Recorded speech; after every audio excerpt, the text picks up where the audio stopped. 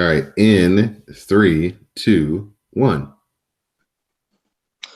Yes, so 62 wins for the Lightning, just a very bad showing in the playoffs. Most of the core will be back, and we'll just have to see how things go for next season. Um, and I think Steven Stamkos said it best: if we had the answers, we wouldn't be in this position right now. So, um, yeah, I guess these things happen. We'll just see. Like I said, we'll just have to see how they respond and go from there. The St. Louis Blues eliminated the Winnipeg Jets in 6 games. The Bruins and the Maple Leafs are both tied at 3 games each. They're headed to a game 7 Tuesday night. The Capitals lead my Carolina Hurricanes 3 games to 2. And the Predators are leading the Dallas Stars 3 games to 2. And the Actually, that's reverse. the Dallas Stars are leading the Predators, excuse me. Yeah, that's yes, must win for Nashville tonight. And the Golden Knights and the San Jose Sharks are tied at 3 games each. Woo! Yeah, they were down 3 games to 1, right? They were, and they won in double overtime last night. See, we Uh, haven't experienced one of those yet. We got the Hurricanes. They came back in game 3 and just thrashed the Capitals 5-0. And so they man, came back in game 4, won 2-1. And then game 5, they got smashed 6-0. And we'll see what happens in game 5 back at the PNC. yes. I want to talk about the before I go into those series real quick. I want to just touch on the Flames and the Avalanche. I think in that series, the youth of the Flames really showed in the postseason. The Avalanche have been battle tested. They were knocked out of the playoffs last year by Nashville, but they learned from that experience and took that into this Calgary series, who was the top seed in the West. Colorado was actually the last team to get in the West, and but their experience really paid off and it's pretty much extinguished the Flames. The Flames are going to be around for a long time.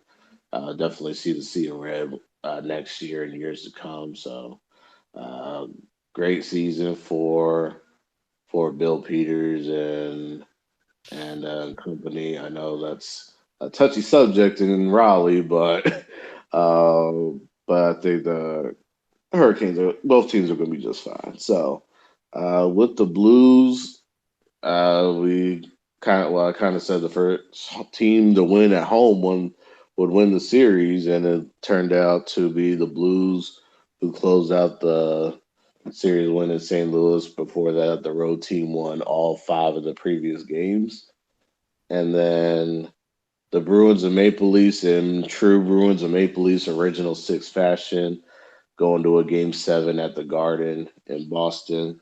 Um, this series has had everything in it, rivalries, team winning on each other's ice, getting home ice. So the last time these two teams went at it, it went 7 games. The Bruins won in 7. Toronto has the longest current Stanley Cup drought, haven't won the cup since 1967. We did see Drake in his Maple Leafs jersey, which kind of might be a curse. So you know how that goes. Um, the Capitals and Hurricanes love the Hurricanes battling back in Raleigh to make it a series, and I really think they have a good chance to get it done in game 6 tonight in Raleigh, and then the Sharks and Golden Knights. Sharks were like I said, Sharks were up 3 games to well down 3-1. Tomas Hertl has been a hero for the Sharks. 3 goals in the last 2 games. After game 5, he said we'll be back for game 7. And he's the one that scored the game winner in double overtime in game 6 to force that game 7. So cashing in on the guarantee that they'd be back. And Sharks are 3-1 at home in Game Sevens in the playoffs. Of course, their only loss was the year they were up 3-0 on the LA Kings and lost, and went into infamy. And as for the last series, the Predators and the Stars, Nashville hasn't really been playing up to their normal potential. Give the Dallas Stars a lot of credit. A lot of these guys are first timers in the playoffs. You're going up against a team that made it to the Stanley Cup just 2 years ago. And Nashville, we'll see if they can get that desperation to force a game seven. If there is a game seven, I will be at Bridgestone to work that game, and we'll see what happens and all out. See what happens there. Of course, the winner that will get St. Louis, team who's had both of these guys' numbers. So, a lot going on in the Stanley Cup playoffs. A lot of activity. A lot of great series being extended. Great hockey going on all around. This is Know the Score. I'm your host, Don Delarente. I'm joined by my co-host, the Libra icon, Dwayne. You can find Know the Score on the CSPN at cspn.us. We'll talk about some NBA playoffs, Dwayne. Shift the scene over to the Boston Celtics. They're the first team to move on to the second round as they sweep the Indiana Pacers. All of the games were close, but Boston made the winning plays in the fourth quarter to pull out the series in 4 games. The Warriors rebound after blowing a 31-point lead at home in Game 2. They lead the Clippers 3-1. The Raptors, they lead the Magic 3-1. And the Trailblazers are leading the Thunder 3-1. So we'll cut it off right there and let you just give some thoughts on those first 4 matchups. Touch on anything that stands out in those first 4 matchups that I mentioned. So the Celtics sweeping the Pacers. The chemistry with the Celtics looked pretty good. It's going to be a very very good nice rest for them as they await their likely second round opponent, which we'll touch on in just a second.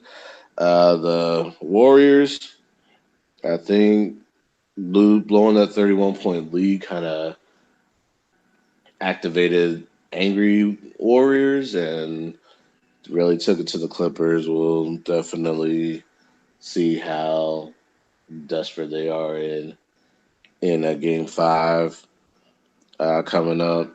Same with Toronto. I think they got a wake up call after losing game 1 to the Magic. Now they gotta close it out at home. The Thunder, I was expecting the Thunder to even the series up, but of course that did not happen.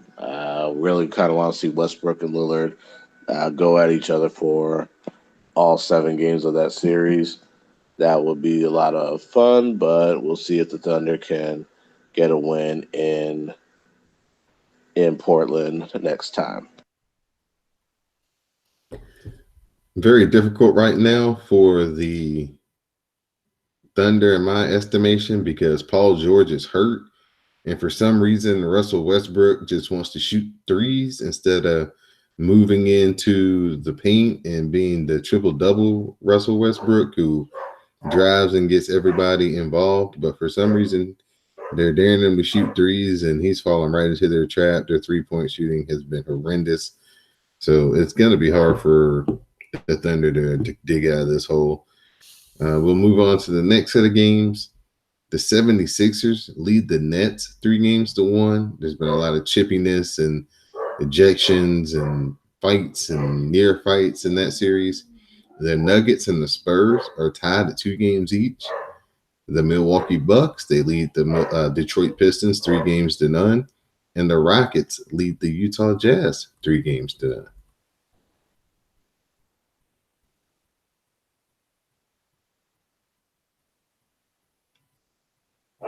Any thoughts on any of those series that stand out to you, Dwayne?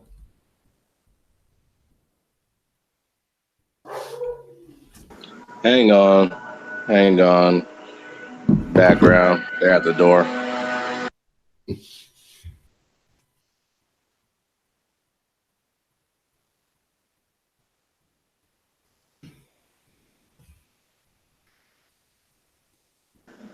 Sorry about that. All right, hold on. Let me put you back on. All right, just give me your thoughts on the last 4 series. All right, you heard the Okay. rundown, So, right? yep, I got it. All right, so I'm not even gonna count you in. Just go. All right, All and right. go. All right. So the Sixers Nets, I think the Sixers this series has really kind of breeded a new kind of rivalry here between already division rivals. And even though the Nets lost, they've been really, really scrappy, really, really physical. We did see Jimmy Butler, Jared Dudley get into it a little bit. And I think the Sixers came in taking the net slightly, and even though Brooklyn has been down 3 games, they've shown that they're not backing down to anybody. The Nuggets and Spurs probably the best series of them all in terms of competition. You got two squads who are pretty evenly matched, even though their records and seedings may not show it. These two teams are really going at it. It's really boiling down to Mike Malone, who's hasn't been in this position as much as Greg Popovich as a head coach, and Pop is kind of giving a lesson on that, on how to do things. And the Bucks and Pistons, I mean, this has been no contest. Even with Blake Griffin coming back, it looked a little bit more respectable, but this is no contest. Same with the Rockets and the Jazz. And um, I was expecting the Jazz to come back and kind of make a little bit of noise in Utah, but I think the Rockets are just too much. They're on a mission to get back to the conference finals and beyond as well. Looks like Milwaukee and Boston are headed for a collision course in round two. Hmm. And that winner of that series may be the team who represents the East in the finals. Do you think that the Raptors really have enough of the supporting cast to get past either the Bucks or the Celtics? I honestly think they do because Pascal Siakam has really emerged this season, and he's their X factor. If he plays like he has in the last couple of games in this Magic series and a lot of the season, and especially in the second half of the season, then he could be the difference maker. If he steps to the foreground a lot more, kind of steps into that spotlight and avoids, clamming up and freezing up when the team needs him the most as a viable third option, then the Raptors will kind of succumb to the chemistry that the Celtics and the Bucks do have. But for me, he's going to be the X factor, and I think as long as, of course, health is a major factor here, but Kawhi and Kyle, they're going to do what they need to do best, but they need a good third option.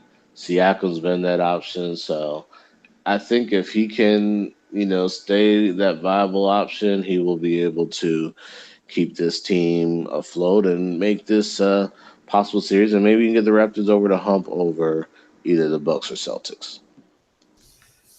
All right, so we'll keep everybody informed as the NBA playoffs shift into the second round. Now we're going to shift over to the NFL because they're always in the news. First, we'll Always. talk about the NFL schedule. The Bears versus the Packers will be the opening game of the season. The two oldest teams are kicking off the 100th season of the NFL. I don't think As it they should should. be. Yeah, I think that's a perfect choice. The Patriots, they're going to start off the season defending their Super Bowl championship against the Pittsburgh Steelers. The game that everybody thought was going to be the AFC Championship game last year going into the season, but that did not manifest as Pittsburgh did not even make the playoffs last year. All right. Outstanding matchup, but who knows if they'll have all their heavy guns out there at this point in the season. The Saints and the Rams, a rematch of the NFC Championship game that happens in week 15, and a rematch of the AFC Championship game between the Chiefs and the Patriots that happens in week 14. Dwayne, Carolina Panthers fan, you have any notable dates on your schedule that you're looking forward to? Well, the top game that the Panthers have will be, of course, they go to London this year. They're going to be playing at Tottenham Stadium in North London against the Tampa Bay Buccaneers. They will be able to. It'll be their first ever trip to London. They've never been to London before. It'll be their very first trip to the UK, which is very interesting. As long as they've been doing it, they have been one of those teams that have never made it across the pond. Um, Not really many games stick out to me too much. Of course, you got they've played the Seahawks, one of the biggest rivalries over the last few years in the NFC have been the Seahawks and Panthers. And during especially during the Legion of Boom and the 15-1 regular season, Panthers had to literally go through Seattle to finally show that they have arrived. So, and they don't have the luxury, at least this time around, they don't have to play the Saints twice in 3 weeks like they did last season, and or any kind of division opponent. They get the Bucks early, kind of get the Falcons in the middle of the schedule, and then New Orleans kind of in the later half. But the they open up against the Rams. It's probably the Rams and the Packers, probably the two biggest games, and the London game are probably the three biggest games, I should say. Big games for the Washington football team. Oh, let's say the first five as they start off with Philly, Dallas, Chicago, the Giants, and the Patriots. Yeah, that could be over right out the gate. Well, maybe the Giants might give us one. They might be charitable. The middle of the schedule is a little bit easier. San Francisco, Miami, Buffalo, the Jets, Detroit, there and there.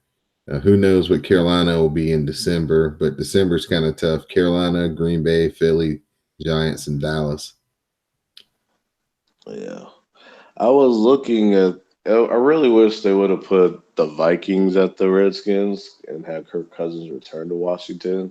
That Yeah, would have been very interesting. yeah. We got to travel up to Minnesota. That's going to be a Thursday night game. Play the Bears on Monday night, play the Vikings on a Thursday night, and those are the two primetime games slated as of right now before the season starts for the They're Washington not, football team. well, the Monday games, I don't think they got a flex. At least you guys got. Well, we only got one primetime game. That's Thursday, which I think is a good thing because anytime the Panthers are on the national stage, they never do well anyway. So I'm kind of glad there's no primetime games. Even though if you want to be an elite team, you got to go through that. But anytime they end up trying to reach that elite level and try to have those games, they end up embarrassing me. So I'm kind of glad there's no get the there's no primetime games. They got the Thursday night game against Tampa. at home, get it out the way, and you gotta worry about it. And then of course then they got the London game at 9:30 in the morning as well. This week, we will have the NFL draft taking place right there in your backyard, Dwayne, Nashville. So tell me about the preparation in the city. Is the excitement starting to ramp up this week now that it's finally here and it's closer? It's the week of, or is it still kind of a couple of days too early? Maybe everything will start happening around Tuesday. I think everything's gonna start happening around Tuesday, but a lot of they've been kind of well, not kind of. They've been moving things, closing roads, and setting everything up for the most part all month long. And now that is getting closer. Downtown's going to be a madhouse, especially if the Predators extend their playoff run. So the NHL and and the NFL draft going on possibly on the same weekend. It's going to be one huge party in Nashville. I can say that. So, but it will depend on a lot's going to depend on um, the final preparations. I think everything is coming to fruition, and I'm looking forward to trying to go out to a couple of events that weekend, and really kind of just taking the atmosphere. It's not every day something like this happens in Nashville. I mean, you got all the events in Music City and things of that sort. They have the experience. I think the NFL draft, this event of this magnitude, it'll be fun, and I think it's gonna really showcase showcase Nashville in a good light, and we shall see how the draft plays out and how everybody's gonna be enjoying it. I can't wait for the reviews. Well, it appears like Kyler Murray still on track to be the number one pick in this year's draft, even though the Arizona Cardinals, as of recording, still have Josh Rosen on their roster. So that's the most interesting part of the draft still. Where does Josh Rosen end up? Do they keep him on the roster, draft them both, and then wait till later in the training camp, later in the, lead up to the season once a quarterback gets hurt and the team becomes more desperate for a quarterback that they can get more value for him? Or do you think that they wait till draft night to do something with Josh Rosen? Well, I think as of right now, they're gonna. I would probably keep them both until a team that's desperate for a QB calls them. I mean, you can also try to think of a team that would desperately need a quarterback. I mean, I don't know if the Giants are going to draft anybody at QB. So if you could look at them, you could look at Washington, especially if since Alex Smith is probably nowhere near ready. You would probably know that better than I would, Don. Um, I'm trying to think of who else. I'm kind of just going down this list here. The Miami Dolphins need a quarterback. They did trade away Ryan Tannehill. That would be a good landing spot, good ideal landing spot. I don't even know who's the quarterback on the number one on the depth chart is right now. So Brian Flores and company, Brian Flores, Chris Greer, you know, hey, Josh Rosen could be there for the taking, but you also got to look at what compensation do the Cardinals want for Josh Rosen. He was a top 10 pick, or was he out of the top 10? I don't know. Yeah. Either way, He was like number 10, I think. yeah. So your top 10 picks. So you likely want a first round for him. Do you really want to part ways with that first round pick? You know, Because if Kyler Murray is going to be the ideal top pick, then you should move him. But I think Miami, yeah, Miami, Washington, Giants, they could use an upgrade in the position at one point or another. So the Dolphins will kind of probably need it the most. Washington would get a significant upgrade if they brought him in, and New York would probably get an upgrade in that position whenever Eli decides to hang it up. And so we shall see how that turns out. As of latest reporting, Washington is not in the running any longer for Josh Rosen. It appeared that leading up to the draft and much of the discussion in the early spring after free agency was that Washington was kind of positioning themselves to go after Josh Rosen. But as of the last 4 or 5 days, it's becoming more likely that if the trade is going to happen, it's going to happen between the Giants or the Dolphins. It looks like the Washington football team is content to maybe try to draft their guy at 15, or if the defensive linemen start really going at a high rate, they kind of fall back and get their guy. I hope their guy is Drew Lock. I hope it isn't Dwayne Haskins. Something says Jameis Winston about him, and I just no good. No I good. can't understand that. No good. So I I just see like he's the type of player who's going to need like a brick wall of an offensive line because his windup is so long and he's so used to guys running wide open. He doesn't throw with any anticipation. Yeah, James. Yeah. We've seen James Winston. Good God Almighty. So we'll switch it over to some specific needs for your team, the Carolina Panthers. What are the things they need to go after in this draft, and who would you like to see them take with their first pick in the first round? Left tackle, left tackle, left tackle, offensive line. We'll probably move. If Daryl Williams is healthy, he'll probably move to left tackle. But good God Almighty, we need an offensive line. I would say because even though Christian McCaffrey was able to be elusive, get through the tackles and all that, that's all good and well. However,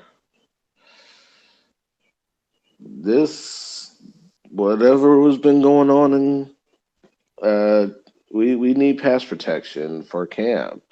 Cam's been going on. He's been going vegan. He's been abstaining. He's been doing a lot of positive things. His shoulder's been getting positive reviews back from the reports, which is great. I'm glad for that. But we need an offensive line, and we also need to find probably the heir to Julius Peppers as well. And those two things. So offensive lineman, defensive lineman, and then a linebacker because you got to avoid a left outer linebacker with Thomas Davis. They chose not to re-sign him, and he went to the Chargers. So, oh yeah, shout out to the Chargers for finally making the powder blues a permanent jersey. Um, that's really the main things I'm looking for. We could use some secondary help as well because we need some safety help beside Eric Reed. I'm glad that Eric Reed is back. I'm glad he's got a new contract, and I'm confident in James Bradbury and Dante Jackson on the corners, but we need a free safety if if Rashawn Golden is healthy, he could be that guy, but it couldn't be. It wouldn't hurt to have something to shore it up and maybe get a complimentary bat to McCaffrey as well. So it sounds like you guys ran Dave Gettleman out on a rail because he traded Steve Smith, but it's the same thing he would have drafted: defensive lineman, offensive lineman. It's the same thing he's talking about with the Giants. He's not going to pick a quarterback at 6. He's going to get Montez Sweat or Allen or Williams or Bosa. One of those 4 or 5 guys is who he's going to pick. Which is, and I totally get that. The thing with Dave Gettleman was more so of the fact that he wanted to let one of Jerry Richardson's favorites go. I forgot which favorite he wanted to let go. And Jerry Richardson kind of resisted on that. And so that kind of created a little rift between the two. And that's why Jerry just abruptly fired him last season. So that's where that stemmed from. I forgot who it was that he wanted to get rid of. It might have been Thomas Davis. I don't want to say that for certain, but Jerry Richardson, who was the owner at the time, was not really into that decision, and that kind of created a difference of opinion and difference of views, and then of course you bring back Marty Herney, and Marty Herney's done relatively well since he's been back, so this draft will kind of test to see where he's really at and how much he's learned since he got fired several years ago. So we'll see. Washington football team obviously needs quarterback. They also need a guard, a couple of them, one that can play and one that can be a good backup. Need some safety help. Need a pass rusher too. Need a really good outside pass rusher guy who can create a lot of havoc, get double-digit sacks to help Kerrigan on the other side that can be an impact at big parts of the game. And as many secondary players as they can find, he'd also scoop those up too. Definitely have a void at safety. Could also use some more cornerbacks. Just need some fast guys on defense and a receiver. Forgot about that. Need a wide receiver as well. Need a lot of speed. Yeah, because Carter left. Yeah, just need a lot of speed. If they can just upgrade the speed on the offense and the defense, then that will be a big plus.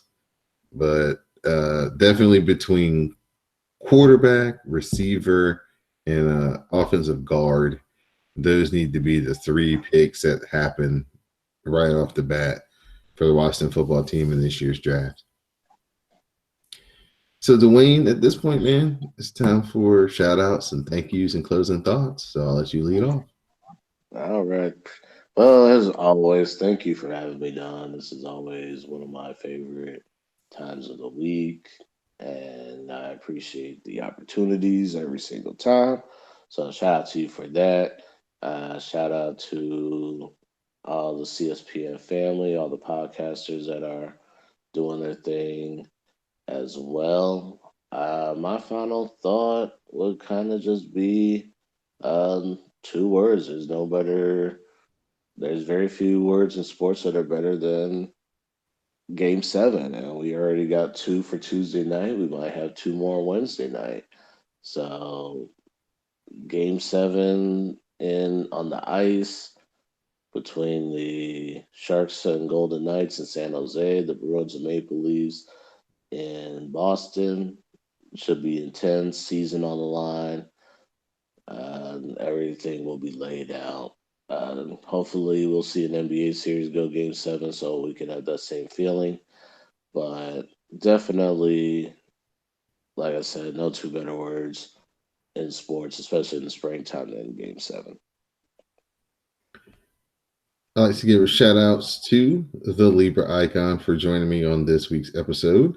I also like to give a shout out to everyone over at Richmond Raceway and NASCAR, the Media Center, Ross, Brian, Brent, Matt, Courtney, everybody that showed us such a great time last week at Richmond Raceway. We got some great content. So head over to the CSPN YouTube page to see some cool videos with Jimmy Johnson, Martin Truex Jr., who actually won the race. Got to interview him in Victory Lane. Also got to interview Ryan Blaney. So also got to interview his PR rep as well, which is a really cool thing.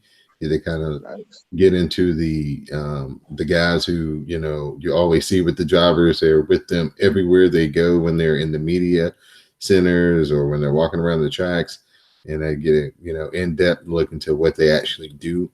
So please check those podcasts out and those videos out over on the network here, the podcast network, and also on YouTube. Check out the YouTube page, CSPN Media, and check out those cool videos. And you can also get a look around the NASCAR garage before practice, put together a little cool video, just seeing the guys working on the cars and things like that. So really cool content. Got a lot more stuff to put up on the YouTube page, so stay on the lookout for that. So once again, just thanks to everybody at Richmond last week. We had such a great time, and we can't wait to go to Charlotte in a couple of weeks for the All-Star race. My final shout out would be just support the sponsors over on CSPN.us. Click on Keep Our Podcast Free. Shop with one of the sponsors. Help keep the podcast free each and every week. And also support the CSPN by becoming a member of the Patreon page. Go over to patreon.com/CSPN Media. Subscribe to the Patreon page. Help subscribe and listen to our exclusive content that we have over on the Patreon. Some really good stuff over there from our podcast that you should check out. Exclusive content only found on Patreon. So please help support the CSPN member, CSPN Media, by becoming a patron. So for the Libra Icon, I'm your host, Don Delarente, and now you know the score. All right, Mr. Dwayne, I appreciate you, man. Thanks for no problem through my technical difficulties. No problem. All right, man. Try to turn this thing around and get it out in the next like hour and a half or so. All right.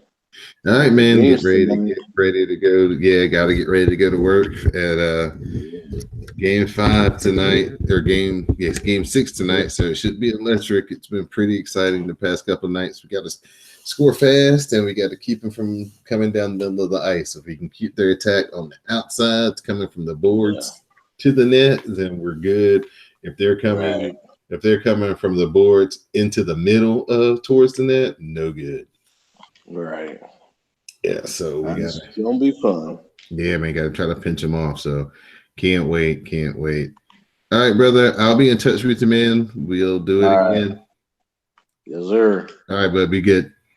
All right, you too. All right, later. Later.